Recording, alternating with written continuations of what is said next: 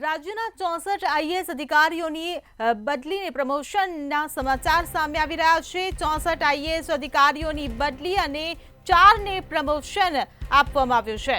તો Ahmedabad municipal commissioner બદલાયા છે। આ સાથે જ એમસીના નવા કમિશનર બંછાનિધિ પાની,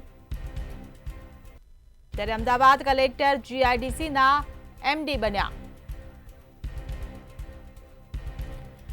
સંવાદદાતા ઉજ્જવલ વ્યાસ આપણી સાથે ફોન લાઈન પર જોડાઈ ગયા છે। જી ઉજ્જવલ, 64 આઈએએસ અધિકારીઓની બદલી કરવામાં આવી છે, 4ને પ્રમોશન આપવામાં આવ્યું છે, વધુ શું વિગતો?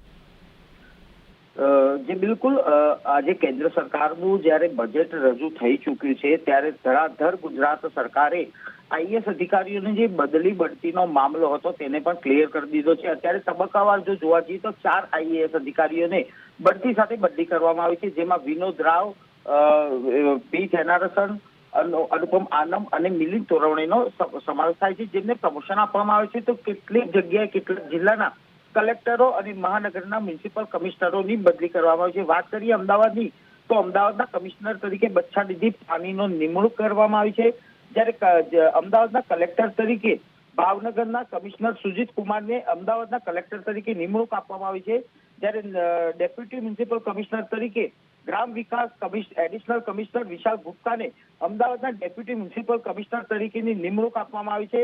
આ ઉપરાંત કેટલાક જિલ્લાઓના commissioner, collector, RAC, deputy municipal commissioner, DDO અને જોઈન્ટ એમડી કક્ષાના જે આઈએએસ અધિકારીઓ હતા તેમને અલગ અલગ જગ્યાએ નિમણૂક આપવામાં આવી છે। અલગ અલગ વિભાગોમાં પણ કેટલાકની બદલી કરવામાં આવી છે અને નવી જવાબદારી પણ સોંપવામાં આવી છે।